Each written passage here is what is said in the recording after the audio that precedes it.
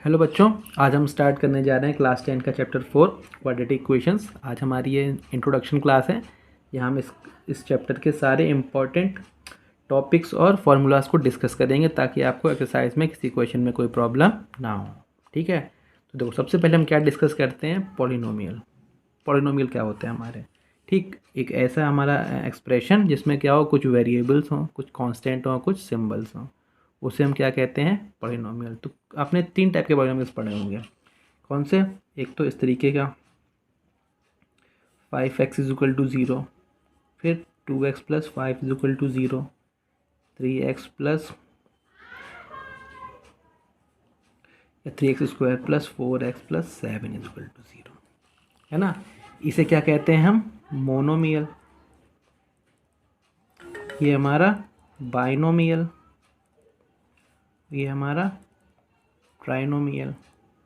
ठीक, उससे ज़्यादा टर्म्स होते हैं उसे हम क्या बोल देते हैं, पॉलिनोमियल, है ना। ax³ plus bx² plus cx plus d is equal to 0। ठीक, इसे हम बोल देते हैं जनरली पॉलिनोमियल, वरना पॉलिनोमियल तो ये हमारे सारे हैं। यहाँ कंडीशन क्या होती है कि x की पावर कैसी होनी चाहिए हमारी, पॉजिटिव इंटीजर। ठीक है, x की पावर कैसी होनी चाहिए हमारी, पॉजिटिव इंटीजर, ना तो फ्रैक्शन होनी चाहिए ना ही वो निगेटिव होनी चाहिए। तो ये हमारा क्या होता है, पॉलिनोमियल। ठीक, ये हमारी क्या कहलाती है, टर्म्स हमारी। जैसे यहाँ पे क्या एक टर्म है तो ये मोनोमियल, 2 टर्म्स हैं तो हमारी बाइनोमियल, 3 टर्म्स हैं तो ट्राइनोमियल, 3 से ज़्यादा टर्म्स हैं तो फिर हम पॉलिनोमियल बोलते हैं उसे। ठीक, आज हम क्या पढ़ने जा रहे हैं, क्वाड्रेटिक इक्वेशन। तो देखो उसके लिए क्या जानने की ज़रूरत होती है हमें, डिग्री ऑफ पॉलिनोमियल। ठीक है, डिग्री ऑफ पॉलिनोमियल, यानी जो हमारा पॉलिनोमियल है उसमें x की हाईएस्ट पावर जो होती है वो क्या कहलाती है, डिग्री। ठीक है, तो जो यहाँ पे हाईएस्ट पावर कितनी है, 3, यहाँ कितनी है हाईएस्ट पावर 2, यहाँ क्या है 1, यहाँ भी क्या है 1। ठीक है, तो जो हमारी हाईएस्ट पावर जब 2 होती है किसी पॉलिनोमियल की, तो उसे हम क्या बोलते हैं, हमारी क्वाड्रेटिक इक्वेशन। ठीक है, यानी ये जो हमारी क्या है, ये हमारी एक क्या है, क्वाड्रेटिक इक्वेशन। ठीक, अब यहाँ क्या है, डिग्री 3, तो ये जो हमारा क्या है एक्सप्रेशन, इसे हम क्या बोलते हैं, क्यूबिक इक्वेशन। और ये दोनों जो है हमारी, इन्हें क्या कहते हैं हम, लीनियर इक्वेशन, क्योंकि यहाँ डिग्री क्या है हमारी, 1। ठीक, तो ये तो हमने जान लिया, जब डिग्री 1 होती है, ठीक, किसी पॉलिनोमियल की, तो क्या कहलाता है, लीनियर इक्वेशन। डिग्री 2 तो क्वाड्रेटिक इक्वेशन, और डिग्री 3 तो क्यूबिक इक्वेशन।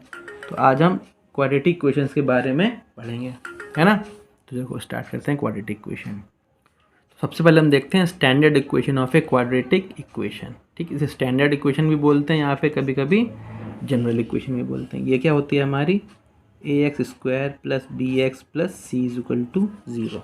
ठीक है, एक ऐसी इक्वेशन जहाँ पे x की क्या हो, डिग्री हमारी क्या हो, इस पॉलिनोमियल की डिग्री हमारी 2, तो क्या कहलाए, क्वाड्रेटिक इक्वेशन। स्टैंडर्ड फॉर्म क्या है, ax² plus bx plus C is equal to 0। यहाँ पे एक कंडीशन होती है क्या, कि a is not is equal to 0। ठीक है, यानी a की वैल्यू 0 नहीं हो सकती, b 0 हो सकता है, c 0 हो सकता है, यानी कि क्वाड्रेटिक इक्वेशन हमारी क्या हो, देखो 2x² plus 3x plus 7 is equal to 0 चलेगी। 5x² plus 7x is equal to 0, ये भी क्वाड्रेटिक इक्वेशन है। 8x² plus 5 is equal to 0, ये भी हमारी क्वाड्रेटिक इक्वेशन है। लेकिन अगर a को 0 रख दें, है, तो यानी कि ये 0 हो जाएगा। अगर हम इसे 3x plus 5 is equal to 0 बोलें, तो ये क्वाड्रेटिक इक्वेशन नहीं है, जबकि ये तीनों हमारी क्वाड्रेटिक इक्वेशंस हैं, यानी a की वैल्यू 0 नहीं हो सकती। इस चीज़ को हम याद रखेंगे, ठीक है ना। अब देखो आगे, solution of a quadratic equation. ठीक, यानी क्वाड्रेटिक इक्वेशन को हम सॉल्व कैसे करते हैं। ठीक है, तो उसके लिए फर्स्ट पार्ट हमारा क्या है, फैक्टराइजेशन मेथड हमारा। ठीक है, फर्स्ट मेथड कौन सा है, फैक्टराइजेशन। ठीक,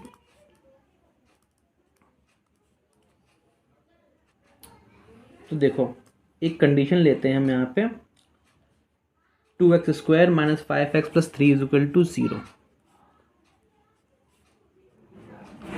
जब हम बात करते हैं solution of a quadratic equation, तो सोल्यूशन का मतलब क्या है, कि x की वो वैल्यू जिसके लिए इक्वेशन सेटिस्फाई हो जाए। ठीक है, तो लेकिन इसकी डिग्री 2 है, और x यानी क्या होगा, ये क्वाड्रेटिक इक्वेशन इसलिए है क्योंकि यहाँ पे x की क्या मिलेंगी, हमें 2 वैल्यूज़ मिलेंगी, जिनके लिए क्या होगा, ये हमारा इक्वेशन सेटिस्फाई करेगी। ठीक है, तो सोल्यूशन फाइंड करने का तरीका हमारा क्या हुआ, इसका पहला मेथड हमारा है फैक्टराइजेशन। यानी इसका सोल्यूशन फाइंड करने के 3 मेथड्स पढ़ेंगे इस चैप्टर में हम। पहला मेथड हमारा क्या है, फैक्टराइजेशन, उसे भी क्या बोलते हैं, इसे हम मिडिल टर्म स्प्लिट मेथड भी बोलते हैं, मिडिल टर्म स्प्लिट मेथड। यानी मिडिल टर्म कौन सी होती है, ये इस टर्म को स्प्लिट क्या नहीं ब्रेक करते हैं, ठीक, जहाँ से क्या हो जाता है, ये क्वेश्चन हमारी सॉल्व हो जाएगी। तो देखो कैसे, इसके लिए क्या देखना पड़ता है हमें, एक्स स्क्वायर के कोफिशिएंट और इस कांस्टेंट टर्म, इसे क्या बोलते हैं एक्स स्क्वायर कोफिशिएंट, इसे क्या बोलते हैं एक्स का कोफिशिएंट, और ये हमारे क्या बोलते हैं कांस्टेंट टर्म। क्लियर है। तो हमारा एक्स स्क्वायर कोफिशिएंट 2 और कांस्टेंट टर्म 3, इन दोनों का मल्टीप्लाई करते हैं, क्या आता है 0, 6 हमारा, 2 3 ज़ा 6, और ये हमारा मिडिल टर्म क्या है, ये हमारी क्या है -5, ठीक, एक्स का कोफिशिएंट। क्लियर हो गई। ये 2 नंबर्स फाइंड करते हैं हम, एक ये और ये। तो इसे क्या मान के चलते हैं कि इसे बोलते हैं हम product of roots, product of roots क्या है हमारा 6, और इसे क्या बोलते हैं -5 को सम ऑफ रूट्स। तो कुछ क्वेश्चन में क्या मिलेगा, देखो यहाँ पे अगर 1 दे रखा हो, जैसे क्वेश्चन दे रखी हो एक्स स्क्वायर माइनस 2x + 5, यहाँ पे एक्स का कोफिशिएंट क्या हो जाएगा 1, तो हम 1 का मल्टीप्लाई कर लेंगे कांस्टेंट टर्म से, यानी सबसे पहले क्या फाइंड करेंगे, प्रोडक्ट ऑफ रूट्स, यानी एक्स स्क्वायर कोफिशिएंट और कांस्टेंट टर्म का मल्टीप्लाई करेंगे, ठीक, और फिर क्या निकालेंगे हम एक्स का कोफिशिएंट, अगर प्लस का होता तो खाली ये 5 होता है यहाँ पे, लेकिन अगर माइनस लगाया तो क्या लिख देंगे -5। अब हमें करना क्या है, मिडिल टर्म स्प्लिट मेथड, यानी इस मिडिल टर्म को हमें स्प्लिट करना है। तो कैसे स्प्लिट करना है, -5 को ऐसे 2 नंबर्स में तोड़ना है कि जिनका प्रोडक्ट क्या हो 6 और इनका सम या डिफरेंस क्या हो -5। क्लियर है। -5 को ऐसे 2 नंबर्स में ब्रेक करना है जिनका प्रोडक्ट में क्या होगा 6, और जिनको हम ऐड करें या सब्ट्रैक्ट करें तो क्या मिल जाए हमें -5। ठीक है। तो क्लियरली देखो 6 को ब्रेक करेंगे हम तो क्या मिलेगा 3 और 2। तो वो निकलेगा कहाँ से, वो निकलेगा यहीं से, 6 के फैक्टर करते हैं पहले हम। -5 को ब्रेक करना है लेकिन क्या है 2 नंबर्स चाहिए जो 6 बने, तो इसके लिए क्या करो, इस 6 के फैक्टर कर लो पहले। तो ये छोटा नंबर था, आगे बड़े नंबर्स मिलेंगे तो ज़्यादा फैक्टर्स बनेंगे, तो वहाँ क्या करेंगे हम कॉम्बिनेशंस बनाते हैं यहाँ पे। जैसे मान लो अगर 18 होता तो किसके फैक्टर क्या मिलते हैं हमें 2 3 × 6 3 × 18। तो इसमें क्या बनाना पड़ेगा कॉम्बिनेशन, इसकी ऐसे साथ ले लें या ऐसे साथ ले लें, इस तरीके से है। जैसे मैं हमारा 24 होता, 2 × 4 2 × 8 3 × 24। अगर प्रोडक्ट हमारा क्या होता 24, तो हमें 4 नंबर फैक्टर्स मिलते, तो इससे क्या बनाने पड़ते हैं हमें अलग अलग कॉम्बिनेशंस, ताकि क्या है जैसे 2 नंबर बनाए जिनका सम क्या हो हमारा -5 और प्रोडक्ट क्या बने 6। तो यहाँ तो सिर्फ 2 ही फैक्टर मिले, तो देखो 3 और 2 का सम क्या होता है 5 और 3 और 2 का प्रोडक्ट क्या होता है 6। लेकिन अभी हमारे पास एक प्रॉब्लम और है, वो प्रॉब्लम क्या है कि यहाँ पे ये -5 आ रहा है, सम आ रहा है हमारा नेगेटिव और प्रोडक्ट आ रहा है हमारा पॉजिटिव। तो देखो 2 नंबर्स का प्रोडक्ट पॉजिटिव कब होता है, या तो दोनों प्लस के हों या फिर दोनों माइनस के हों। क्लियर। 2 नंबर्स का प्रोडक्ट पॉजिटिव कब होगा, तो दोनों प्लस के हों या दोनों माइनस के हों। तो देखो यानी अब लेकिन सम माइनस का है, इसका मतलब क्या हो गया दोनों नंबर्स हमारे माइनस के होंगे, तभी इन दोनों का प्रोडक्ट क्या बन जाएगा, देखो प्लस का 6 और इन दोनों का सम करेंगे तो क्या आएगा -5। तब इस वैल्यू को हम यहाँ रखेंगे कैसे, 2x², इसे क्या लिख लेते हैं माइनस का 3x और माइनस का 2x + 3 = 0। समझ में आई बात क्या। यानी अब देखो मिडिल टर्म स्प्लिट मेथड, यानी कि इस 5x को हमने स्प्लिट कर दिया, -5x को 2 नंबर से, -3x और -2x में। अब इसके फैक्टर हो जाएंगे देखो हमारे आसानी से, कैसे, इन 2 नंबर्स को देखो यहाँ से क्या कॉमन आएगा हमारा x, तो यहाँ क्या बचेगा 2x, यहाँ बचेगा 3। ठीक है। तो इन दोनों से कुछ भी कॉमन नहीं मिल रहा, तो यहाँ से क्या कॉमन ले लेंगे हम -1, तो यहाँ क्या मिलेगा 2x और यहाँ क्या मिलेगा -3। बच्चों इस चीज़ को ध्यान रखते हैं कि ये दोनों ब्रैकेट हमारे सेम बनने चाहिए। ठीक है। अगर सेम नहीं बन रहे तो इसका मतलब यानी इसे स्प्लिट करने में कोई प्रॉब्लम हुई है। पहली चीज़ का ये ध्यान रखते हैं। दूसरी चीज़ ध्यान क्या रखते हैं कि इस स्टेप को लिखने के बाद इसका मल्टीप्लाई करके चेक करते हैं कि ये इक्वेशन बन रही है हमारी ऊपर वाली क्या नहीं बन रही है। देखो x × 2x 2x², x × -3 क्या बनेगा -3x। इस -1 का मल्टीप्लाई करेंगे तो माइनस का 2x, -1 का -3 में करेंगे तो प्लस का 3। यानी यहाँ से हम यहाँ पहुँच रहे हैं, इसका मतलब ये सही है। अब यहाँ से 2x - 3 देखो दोनों में कॉमन आ रहा है, तो 2x - 3 कॉमन लेंगे, यहाँ बचेगा हमारा x, यहाँ बचेगा -1 = 0।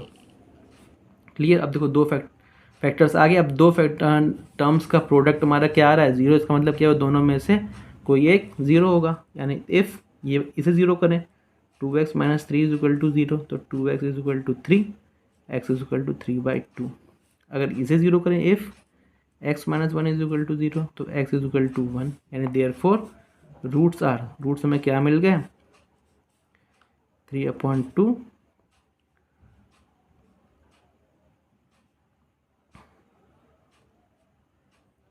एंड 1, 3/2 और 1, ये दो रूट्स हमें इस क्वेश्चन के मिल गए। ठीक, तो ये तो हो गया हमारा पहला मेथड।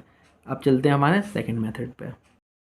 तो देखो बच्चों, हमारा सेकंड मेथड क्या है, कंप्लीटिंग द स्क्वायर मेथड।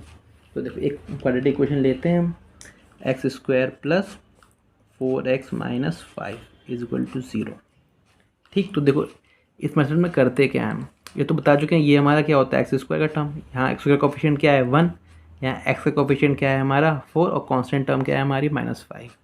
तो करना हमें क्या है, जो x का कोफिशिएंट है उसे लिखते हैं, यहाँ क्या दे रखा है 4, इसका करते हैं हाफ, यानी 2 से डिवाइड। ठीक, और क्या करते हैं, इसका होल स्क्वायर। क्लियर, x के कोफिशिएंट का हाफ करो, उसका क्या कर दो स्क्वायर। देखो मैं क्या मिलेगा यहाँ से, यानी 2 का स्क्वायर। क्लियर, x के कोफिशिएंट का आधा किया और उसका स्क्वायर कर दिया। ठीक, तो इसे सॉल्व नहीं करेंगे स्क्वायर को, इसे ऐसे ही लिख लेंगे। कैसे, यहाँ पे हम क्या करेंगे, इसे जो नंबर आया हमारा इसे एक बार ऐड करेंगे, ठीक, और एक बार सब्ट्रैक्ट करेंगे। क्लियर है, कोई नंबर हम ऐड करते हैं सब्ट्रैक्ट भी करना पड़ता है इक्वेशन से, वरना इक्वेशन हमारी क्या चेंज हो जाएगी, ये जानते हैं इस बात को हम लोग। एक्स के कोफिशिएंट का आधा किया, उसका स्क्वायर किया, ठीक है, तो उसे क्या किया हमने, एक बार ऐड और एक बार सब्ट्रैक्ट। ये कहाँ क्या बच्चा हमारा -5 इज इक्वल टू 0। ठीक, ये दो टर्म्स यहाँ रही, ये वही टर्म्स यहाँ रही, खाली चेंज किया है सिर्फ यहाँ पे, एक्स के कोफिशिएंट के आधे का स्क्वायर ऐड और सब्ट्रैक्ट। ठीक, एक्स का कोफिशिएंट 4 था, इसका आधा क्या हुआ 2, उसका स्क्वायर ऐड किया और सब्ट्रैक्ट किया। अब देखो यहाँ से फ़ायदा क्या मिलेगा हमें, जरा इन तीन टर्म्स को देखो, इसे हम क्या लिख सकते हैं, देखो x² प्लस, इसे देखो ब्रेक करना, 2 into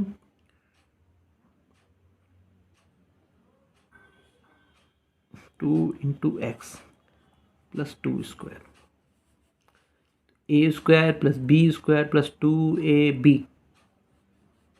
clear, a² plus b² plus 2b बन रहा है ना ये हमारा, यानी ये क्या हो जाएगा, a प्लस बी का होल स्क्वायर। ठीक, इससे फ़ायदा क्या मिला हमें, इसे यहाँ लिखने से क्या बन गया, ये हमारा होल स्क्वायर। क्लियर, इतनी बात समझ में आ रही है ना हमें, है ना। अब रिमेनिंग पार्ट देखते हैं, ये हो गया -4 -5 यानी -9। ठीक, यानी यहाँ हमने क्या बनाया, इसका स्क्वायर बन गया, यही इसमें इसी चीज़ के ऊपर इस मेथड का नाम रखा गया कंप्लीटिंग द स्क्वायर। स्क्वायर को हमने कंप्लीट कर लिया। अब ये सॉल्व कैसे होगा, तो वो आगे आसान है, ये सॉल्व होगा हमारा ऐसे, इसे क्या ले सकते हैं -3 का स्क्वायर। ठीक, तो अभी देखो क्या बन गया, ये a² माइनस b², तो अब आइडेंटिटी कौन सी लगा देंगे हम, ये वाली, कौन सी, a प्लस बी और a माइनस बी। ठीक, देखो यानी एक बार क्या होगा x प्लस 2 प्लस 3 और एक बार x plus 2 minus 3 is equal to 0। ठीक, तो ये x प्लस 5 और ये x minus 1 is equal to 0। तो if x plus 5 is equal to 0, तो x is equal to -5। If x minus 1 is equal to 0, तो x इज इक्वल टू 1। तो therefore roots are क्या हो जाएंगे, -5 एंड 1। ठीक है, तो ये मेथड क्लियर। बाकी डिटेल में हम लोग क्या करेंगे, एक्सरसाइज में प्रैक्टिस करेंगे तो और अच्छे से आएगा। चलिए अब देखते हैं हमारा हम नेक्स्ट मेथड। ठीक, तो थर्ड मेथड हमारा क्या है, एक फॉर्मूला है जिससे हम क्या है क्वाड्रेटिक इक्वेशन के रूट्स को फाइंड कर सकते हैं। तो देखो अगर क्वाड्रेटिक इक्वेशन हमारी हो ax² plus bx plus c is equal to 0, तो इस क्वाड्रेटिक इक्वेशन के रूट्स हम कैसे निकाल सकते हैं, इस क्वाड्रेटिक फार्मूले से, x is equal to -b plus minus √b² minus 4ac/2a। ये जो मैं फार्मूला है हमारा, ये क्या कहलाता है, क्वाड्रेटिक फार्मूला। देखो यहाँ पे क्या आ रहा है, प्लस और माइनस, एक बार प्लस लेंगे तो एक रूट आएगा, एक बार माइनस लेंगे तो दूसरा रूट आएगा, यानी दोनों रूट्स मिल जाएंगे हमें इस क्वाड्रेटिक इक्वेशन के इस फार्मूले से। क्लियर है, तो देखो एक एग्जांपल लेते हैं वहाँ पे हम,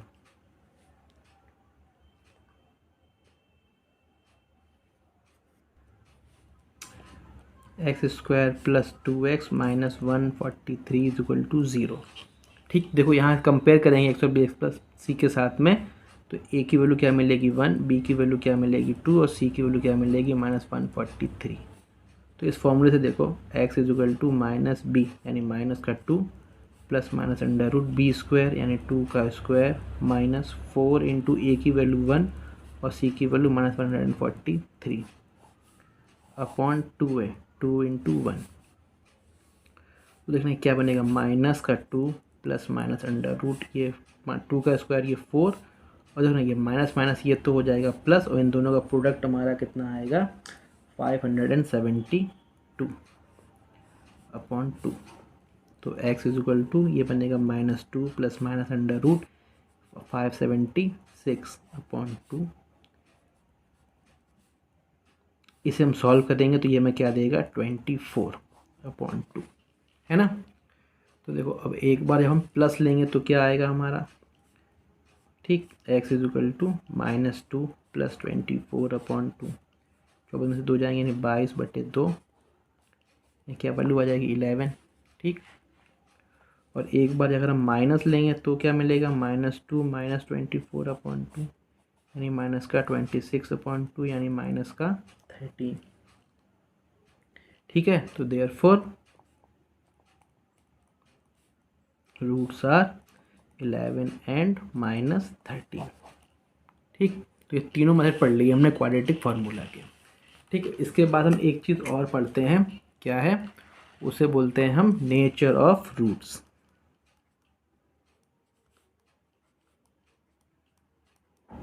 ठीक, कोई हमारी क्वाड्रेटिक इक्वेशन है उसके रूट्स का नेचर क्या होगा। तो देखना अभी हमने क्या पढ़ा, ax² plus bx plus c is equal to 0 quadratic equation है, उसके लिए हमने क्वाड्रेटिक फार्मूला पढ़ा x is equal to -b plus minus under root B square -4ac upon 2a। तो यहाँ पे तो ये रूट वाला टर्म जो है b स्क्वायर -4ac, इसका बड़ा रोल है। यहीं से क्या कर सकते हैं, ये नेचर बताता है ये वाला टर्म, ठीक। ये जो रूट्स के नेचर को यहाँ से हम फाइंड कर सकते हैं इसकी हेल्प से। तो वो कैसे, तो इस बी स्क्वायर -4ac को हम क्या बोलते हैं discriminant, d is equal to B square -4ac। देखना अब अगर ये हमारा क्या है, सोचो अगर ये हमारा क्या है, एक इसकी वैल्यू अगर 0 हो जाए, ठीक है, इस d की वैल्यू अगर हमारी क्या हो जाए 0, ठीक, तो ये टर्म गायब हो जाएगा यानी -b/2a, ठीक। यानी x की दोनों वैल्यूज़ क्या मिलेंगी, -b/2a प्लस 0 या -b/2a -0, यानी दोनों वैल्यूज़ क्या मिलेंगी -b/2a, यानी क्या मिलेंगे 2 इक्वल एंड रियल रूट्स। अगर इसकी वैल्यू क्या आती है पॉजिटिव ग्रेटर देन 0, है ना, d इज़ ग्रेटर देन 0, तो तब भी क्या मिलेगी हमें x की 2 रियल वैल्यूज़ मिलेंगी, यानी माइनस भी कुछ प्लस होगा या फिर कुछ माइनस होगा, लेकिन दोनों वैल्यूज़ कैसी मिलेंगी अलग अलग, एक बार कुछ प्लस होगा एक बार कुछ माइनस होगा। तो 2 डिस्टिंक्ट रियल रूट्स, ठीक। लेकिन अगर इसकी वैल्यू नेगेटिव आ जाए, मान लो यहाँ पे आ गया -5, तो अंडर रूट -5 सॉल्व नहीं होता, हम लोग जानते हैं, ठीक है। वो वैल्यूज़ कैसी होती हैं इमेजनरी, वो यहाँ पे हम सॉल्व नहीं कर सकते, ये वो हायर क्लासेस का टॉपिक है। यानी d जब हमारा लेस देन 0 हो जाए तो क्या मिलेंगे नो रियल रूट्स, यानी उस कंडीशन में रूट्स हमें मिलेंगे ही नहीं। तो यही हमारा क्या है नेचर ऑफ रूट्स। अगर d इज ग्रेटर देन 0 तो 2 distinct real roots, d is equal to 0 तो 2 इक्वल एंड रियल रूट्स, ठीक। और d इज लेस देन 0 तो नो रियल रूट्स। इसी के साथ हमारा क्या होता है इंट्रोडक्शन कंप्लीट, और बाकी क्वेश्चन हम क्या करेंगे एक्सरसाइज में डिस्कस करेंगे सारे क्वेश्चंस, जिन्हें आप वहाँ डिटेल में समझ सकते हैं। बच्चों आपको ये वीडियो कैसा लगा, पसंद आया तो इसे आप लाइक करिए, कमेंट करिए, शेयर करिए और चैनल को सब्सक्राइब करिए और बेल आइकन को प्रेस करिए। अपने फ्रेंड्स के साथ में ज़्यादा से ज़्यादा लोगों को आप शेयर कीजिए, और कहीं आपको कोई डाउट हो तो आप कमेंट करिए, उसका आपको जल्द से जल्द सल्यूशन बताया जाएगा। ओके बच्चों।